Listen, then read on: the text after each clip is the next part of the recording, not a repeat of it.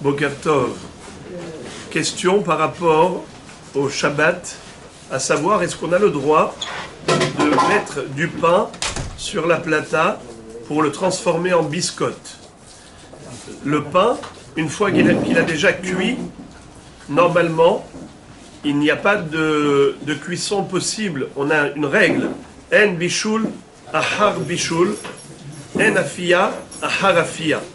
Donc, réchauffer du pain, dans l'absolu, il n'y a pas d'interdit thoraïque, puisque une chose qui a déjà cuit une première fois ne peut pas cuire une deuxième fois. C'est la règle.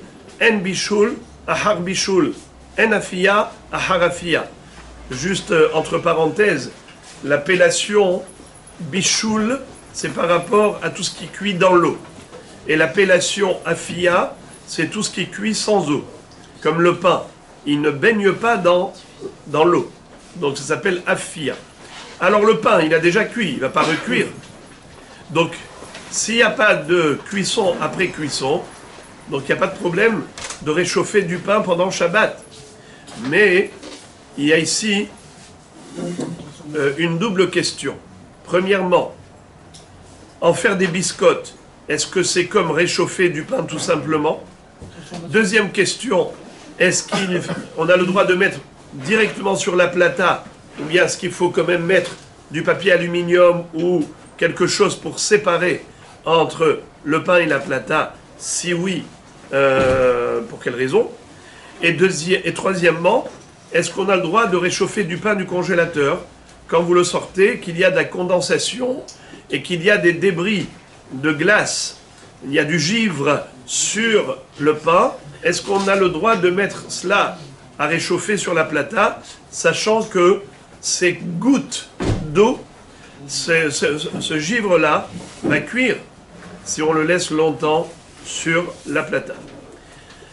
Alors, d'abord, à propos de la cuisson, on a dit que la règle est en bishul achar bishul, en afia achar afia.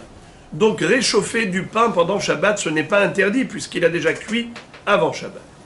Mais le transformer en biscotte, certains permettent, certains l'interdisent. Le Rav Ovadia Yosef Zatzal autorisait même d'en faire des biscottes. Pourquoi? Parce qu'il dit, puisque la règle est en afia achar afia, il n'y a pas de cuisson après cuisson, ça y est, ce pain est cuit. Quel est le problème? Réchauffer, c'est permis, alors tu réchauffes plus jusqu'à ce qu'il durcisse, c'est aussi permis. D'autres disent que non, comme le Kaf HaChaim, ils disent que, étant donné que faire des biscottes, c'est pas du pain normal, il y a le pain normal et il y a des biscottes. Étant donné que les biscottes, c'est une cuisson qui est différente de la cuisson normale, tu ne peux pas me dire en afia harafia, il n'y a pas de cuisson après cuisson. C'est une autre forme de cuisson, je m'explique. Vous savez que par exemple, bien que en afia harafia, mais yesh bishul harafia, d'après certains poskim. Qu'est-ce que ça veut dire yesh bishul ahar afia? Comme je dis, cuire sans eau, c'est un mode de cuisson. Si j'ai pris du pain et que je le mets ensuite dans une marmite bouillante, dans de la soupe bouillante, est-ce que c'est permis? Certains interdisent. Pourquoi? Parce que la cuisson dans l'eau, c'est une nouvelle forme de cuisson. Et puisque c'est une nouvelle forme de cuisson, ça s'appelle cuire pendant Shabbat. C'est interdit de cuire pendant Shabbat. Ah, tu vas me dire, mais le pain il était déjà cuit. Oui, il était cuit sans eau. Mais maintenant, c'est un nouveau mode de cuisson qui est à l'eau. Cette cuisson-là, elle est nouvelle, interdite pendant Shabbat.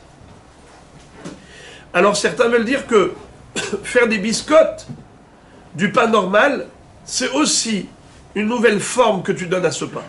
C'est pas juste le réchauffer.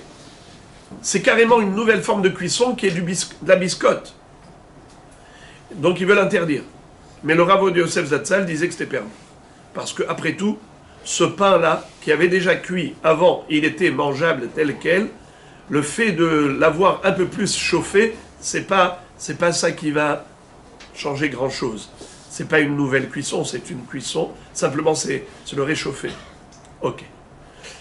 Concernant le mettre directement sur la plata ou bien est-ce qu'il faut mettre quand même une séparation comme un papier aluminium ou un couvercle ou mettre quelque chose? Certains exigent de mettre une séparation. Pourquoi? Parce que Shabbat, il ne faut pas donner l'impression qu'on est en train de cuire, de cuisiner.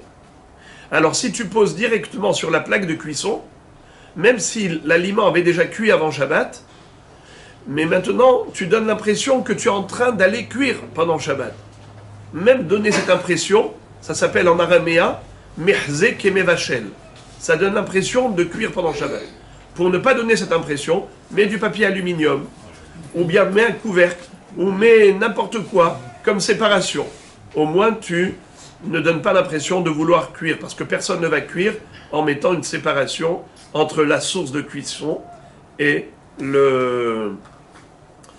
l'objet qui veut cuire. Alors, ça, c'est ce que certains exigent. Mais le Rav Ovadia Yosef Zatzal dit que la plata, ce n'est pas un problème. On n'a pas besoin de mettre du papier alu ou de mettre quoi que ce soit. Pourquoi? Parce que de toutes les façons, personne ne cuisine sur une plata pendant la semaine. Puisque personne ne cuisine sur une plata pendant la semaine, donc de toutes les façons, ce n'est pas un mode de cuisson classique. Alors, tu ne donnes pas l'impression de vouloir cuire pendant Shabbat puisque tu poses sur une plata. Une plata, c'est fait pour maintenir chaud, c'est pas fait pour cuisiner. Donc, il n'y a pas de problème, tu n'as pas besoin de mettre quoi que ce soit sur la plata. Tu peux poser ton pain directement sur la plata pour le réchauffer. Qu'en est-il du givre? Le givre, c'est un problème. Il faut secouer son pain, ou mieux encore, prendre une serviette et tamponner dessus, sur le pain, pour retirer ce givre. Parce que si tu laisses longtemps le pain sur la plata jusqu'à ce que le givre se fonde, se liquéfie et va chauffer avec la chaleur, eh bien ça peut être assimilé à une cuisson. C'est la raison pour laquelle il faut nettoyer cette challah, essuyer ce pain pour retirer ces débris de givre de manière à ce que, même si après il reste un petit peu mouillé, c'est pas grave parce que ça va s'évaporer, mais il ne faut pas qu'il y ait des gros morceaux de glace qui peuvent cuire, ils vont fondre, se liquéfier et ensuite cuire, donc il faut juste les retirer au début.